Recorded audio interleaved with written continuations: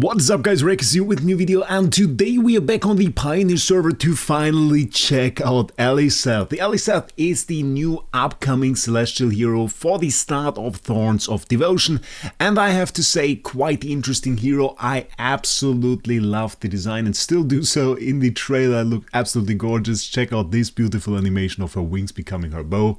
Absolutely love that. Have to say, design wise, 10 out of 10, no questions asked, absolutely insane. So that part of the way, design is not really all we summon for. Question is she good? And to understand Aliceth, it's quite important to see that she is really more of a support unit. You have this wing buff over here, we have that on one of the melee soldiers, which is suboptimal. We'll see our synergy is more with ranged heroes. Then we have that mark that is going in between those enemies after they are defeated, which is the enemy that she's targeting. And then, well, we have an ult that you just saw. It seems a lot more insane in this fight because the enemies are fairly squishy here. In a regular PvP fight, it is usually enough to take out one unit. If you have like a unit, for example, a Siren that is not specifically tanky, that doesn't like have a ton of DR or max HP buff, then usually it will take out such a unit fairly easily. With something like a Belrin or Saida, where you have such max HP or DR buffs, it can struggle a little bit. So that is something that you should keep in mind. Many people have said from at the start, well, she doesn't really do a ton of damage. And that to an extent is true, but she also supports heroes on the team, and for that she has a very interesting ability, and that is her second ability. It's called Guiding Light, and this is the buff that we saw on one of the soldiers, the one with the wings. It gives Brightfeather, the buff is called, to an ally, and where that ally deals range damage, meaning basically every damage that has a range from more than one. Usually you want to have that on like the normal attack, so you want to use a hero that natively has a normal attack with a range more than one. So something like Bonnie, something like Mirael, as we'll see in a second, that can work well. And when they deal range damage 3 times, she will unleash a feather for an additional strike, and that will deal 120% damage. So you get some extra damage. You can trigger this every 0.5 seconds. You can trigger it quite often. Dealing range damage 3 times, not that difficult. And then we have a very interesting one. I want to show you that also in the battle. If an ally granted Brightfeather is a ranged unit, their normal attack range is increased by 5 tiles, and the ally loses Brightfeather when they are defeated. So for some heroes this is really interesting. Let's look at an example fight for that. If we go to social and we go for a Traxie here, or not for the profile. I always misclick ever since they made this with the homestead and the menu refreshing them only then. It's kind of annoying. And we are in this fight. And we set up one of the teams that I've designed for this, which is just a team with Aliceth on the board. Aliceth, by the way, the targeting is rather interesting. It targets the nearest ally in her row. So not like the backmost enemy, but the nearest ally in her row. So as long as you have like the Mirael here, for example, in her row, she will target that. And you can do different positionings with that. You can do something like this, and that will all still work. And you can see how it functions overall. It is a little bit, well, confusing at times for some people. I heard that a lot, but it definitely works. So the interesting part right now is, for Mirael, we have a normal attack range of 3. And what that results in usually, and I can maybe show that by just removing Aliceth here for a second, doesn't really matter too much. Let's just put some other hero in there. What can we do? Let's just do Zendrok. That's okay. What will happen is that this Mirael will instantly decide to move forward. She doesn't have to move very far here, but usually we see some form of movement, and then she will start targeting heroes that are fairly close to her with a normal attack and, well, do a fair bit of damage. And yeah, that is usually what happens. In some situations where you have her closer to the front, she will run even closer to the enemy. You can see how she kind of got like a fairly not frontmost, but fairly close to the front position here. Now she's in the middle of the battlefield, which is not really too desirable in many situations and has led to some problems, especially if you fight like stationary teams. And for example, let's say like a Kulu or something, a team that is not necessarily designed to run to you. Then this can become kind of a problem that she only has this range of 3. And now we have Aliceth, and for the first time ever, really a way to fix that. Or and let me give you that example right away. We also had the Hugin tile. And for Hugin, the way this works is you have this tile right behind him, and if an ally stands on that tile, well, they get bonus attack. And problem usually is that some heroes just tend to run off from it, and it's enough to run basically to here for it to no longer work. And with this range buff, what you can see is that she stands on that tile, doesn't really move forward at all, and we can really make use of that attack buff, which is pretty cool. We instantly get nuked. Oh, we didn't get nuked. Ah, that's fancy. And basically every 3 times we do this, we will get also throw a feather and deal extra damage. So having like the extra range damage, we can do a fair amount of damage. And this is, by the way, a new artifact. It's called Pact Bond spell. It's the only reason my Mirael is surviving like 2 ults from an Athalia. Won't save us forever. As soon as the first hero really dies, we get some problems. But yeah, you can see some tank teams are now possible in the new season. This will be an entirely different video. But yeah, it allows us to have this super big range here with our Mirael and do an extra bit of damage. So this part, I have to say, I really like. It definitely has some potential. We see the ult here as well. It is doing decent damage. It's not super bad. It's not super bad.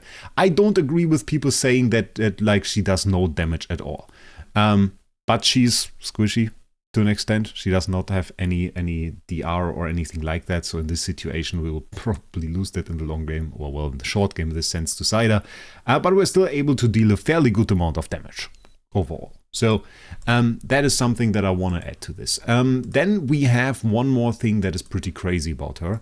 Not only do we get the range buff, we also, and this is pretty cool, this is her Mythic plus. The first time Aliceth or an ally with Brightfeather takes a fatal blow, Aliceth prevents the defeat. So how this works is essentially the hero will get revived with a bit of a delay. And it will be moved to a safe spot within 4 tiles, and we will also recover some HP and become invincible for 1.5 seconds. The invincible for 1.5 seconds is actually fairly cool, because we're actually able to do an ult in that time or something like that. Or in the case of Perseus, for example, where I really like to combo that with Aliceth. When he dies and revives, well, you have enough time to buff him then and get him back going. And this is a fairly strong ability and something where I would say, well, despite her not being really the hyper carry, despite not really having an ability where I would say this is a must-have, she has those small things that are pretty cool and just make me want to put her into a team. And this is definitely one of the major selling points of her. Alice or Unfactor Steadfast cannot be moved, okay. The HP recovery goes up, and then for every 4 feathers shot by an ally with Brightfeather, Burst of Light erupts, dealing 30% damage to adjacent enemies and blinding them. So this is also like a big thing. We really want to have that. Having like the extra blind. Blind, by the way, just so that you know, blinded characters are unable to hit enemies with normal attacks. So this is definitely also something that you want to have. Can even help against something like Perseus as long as you can fulfill the conditions for Brightfeather fast enough, which is, yeah, kind of a problem with Perseus. But we saw some very nice combinations actually in that regard. With Kulu, actually. Kulu is a very potent hero to deal range damage, and of course gives us the wall as well, which kind of fits very well with the ranged playstyle of our Aliceth. So this is pretty cool. We have the AoE splash damage, so we have all of that combined, plus we have a revive on Kulu, often allowing us to just outlast the time that the enemy Dunlinger has to keep his ult up.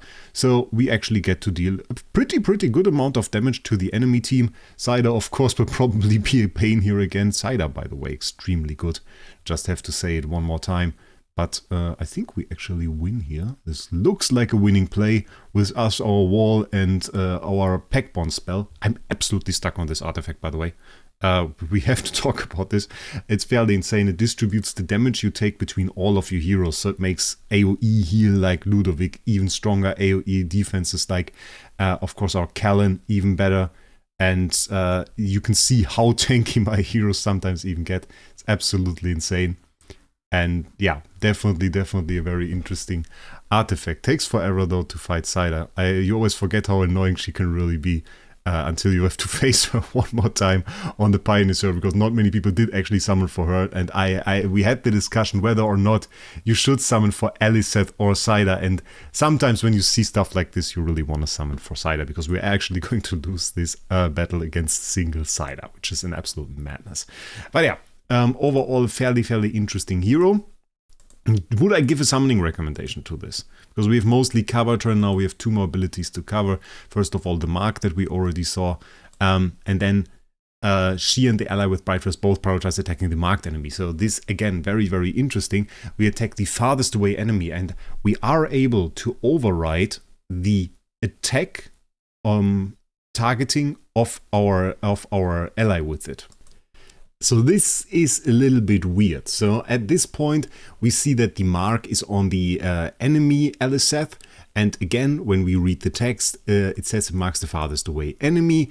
When the battle starts, she and allies with Brightfeather both prioritize attacking the marked enemy. And then we have the penetration stuff, which is pretty cool. And then we can come to the passive later. If we put that on a melee hero, they will sometimes instead target the closest hero first, which is their native targeting. But we can see how weird this really is. The closest hero is of course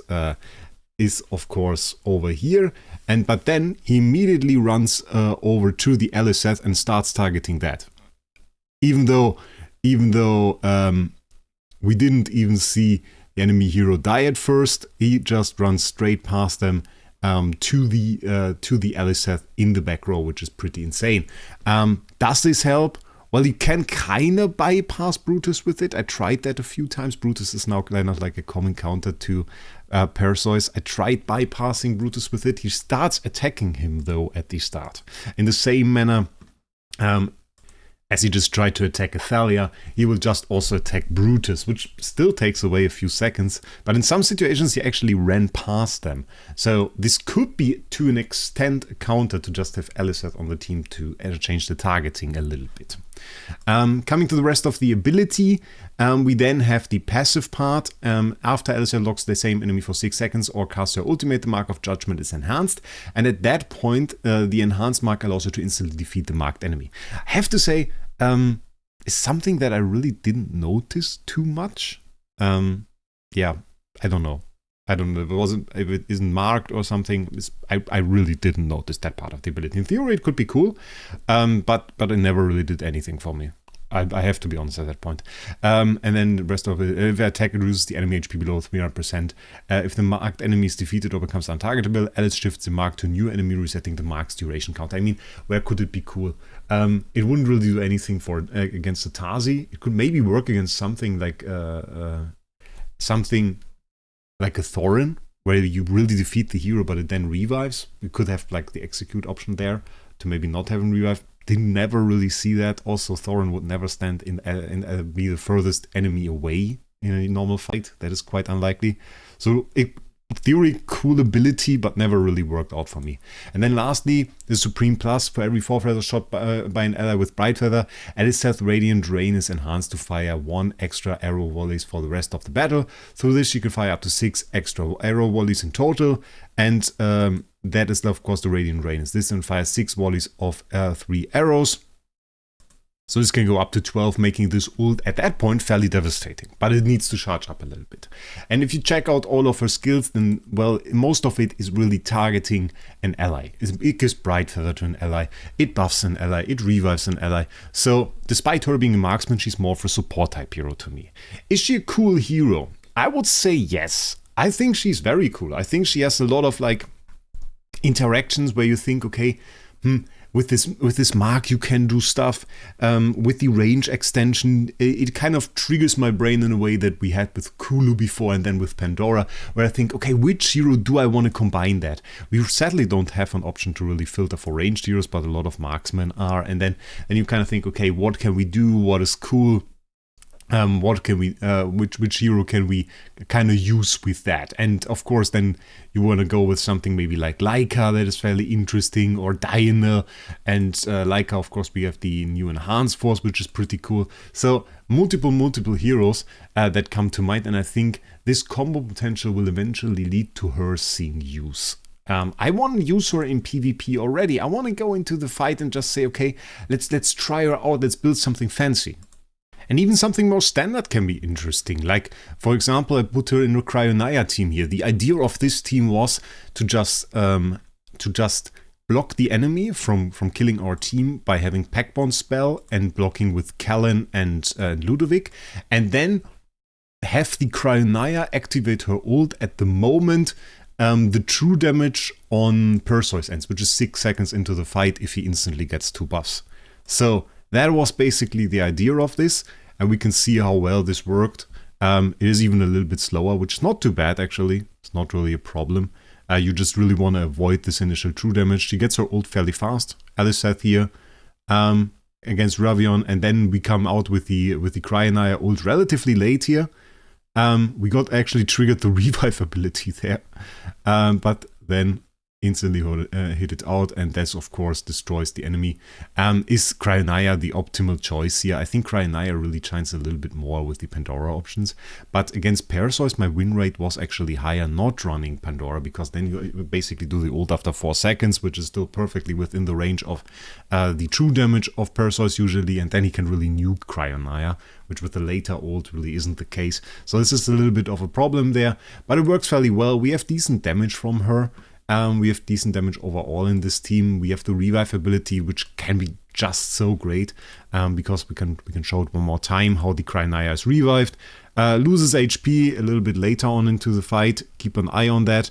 And then she's just basically moved 1 tile over because she died there. And we get basically full life we have here back. And have the hero again in tip-top shape to just fight the enemy and win us the fight here. And I saw this multiple times, that we just won a fight of basically just losing, but having then a hero revive with a bit of the delay with the invincibility that we have there. And just this tiny gap between the death and then the revive really saving us and making it so we win the fight. Finally, I have to say, I still see her as rather niche. I think she doesn't really have this wow factor, this insane gameplay where you kind of just say, okay, I need this hero. The feeling that I have with something like a Cryonaia that I put on the board for the first time and say, okay, this damage is insane. You have the instant abilities, the instant kill abilities during her ult and everything, and you say, wow, that's really it. For her, it's a little bit more difficult. It's hard to notice the extra damage of Brightfeather. That is sometimes something that I really noticed during the fights. You have to really keep an eye out for it in the end, and I'm not even sure to this point where it's attributed, if it's attributed to the hero she's buffed or not. The extra range is gimmicky. I think for some heroes it's great, but yeah, you don't summon a celestial hero to run Mirael, despite Mirael being cool and all, but you really don't do that. And then overall you have an ult that probably is just weaker as Dianel's ult. So if you can just run Dianel, I guess. You could run both together though, which is pretty good. And later on in the season, we will see Dianel get an S++ ability, so then the combination could arrive and be pretty nice. But like, I wouldn't say that this is a summon that you would do as a free-to-play low spender or mid spender even. I think for like whales, if you summon every single celestial to P4 or something, okay, cool, go ahead. Then it doesn't really matter. But if you are like somebody like me who have multiple P4s, I think even at that point you really would probably just summon her to Supreme Plus just to have her ready at the point, and then you can still have the option to just upgrade her later to Paragon 2. I think that is what I'm probably going to do for the video. I think it's even fine if you just summon her later. I think not having her right now is probably also perfectly fine, and just summoning her once you have like the niche use and want to make that happen. If you then of course run out of Stellar Crystals, well, that's a problem. I will just go for Supreme Plus now. We'll be done with it for the moment. And I will probably see her in PvP. It will be a Scarlita situation where I kind of regret that I don't have her, because I find myself wanting to put her into some teams and just say, okay, because she has this great Supreme Plus possibility, and I think it's kind of the same is going to be for Aliceth, where you can't justify summoning the hero and at the same time you really want it. So that I have to say that kind of sucks overall, yeah. Lastly, if you do decide to summon her, of course, check out our sponsor LD Shop. LD Shop gives you the best prices for Dragon Crystal.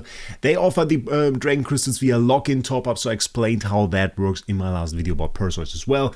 They basically just log into your account, hook you up with the Dragon Crystals, and you get them for way cheaper. On top of that, there are always discount coupons, and you can go through the link down in the description to get a 15% and a 5% discount coupon just right now to get your Dragon Crystals even cheaper. And then they have also currently an offer when you spend $80 within 1 month, you get one of the game passes you can see right here. I think those were for Genshin, Honkai, Zenless Zone Zero, Withering Waves. So sadly not the AFK Journey one yet, but if you play one of those games, you can just easily get yourself some Dragon Crystals, and then they will hook you up with one of the game passes, whichever you want. So this is pretty cool as well. Make sure you check out LD Shop, and thank you LD Shop for sponsoring this video. Make sure to tell me your opinion about Aliceth down in the comments below. We're definitely going to check her out a little bit more. I'm kind of not sure, but I think I have the feeling that there might be a buff for her eventually. Like, we still have this option. This option is still there. We are on the Pioneer server. Ravion, for example, was released on VN in a buffed version. We can still see a buff here. Maybe Perseus gets nerfed in the end, she gets buffed, and then we're all summoning her. It might still be the case. At the moment though, yeah, I don't really see her generating too much hype, which is a little bit sad because her design is like really cool, I have to say it. So, with that, I wish you a great day, and we'll see us in the next one.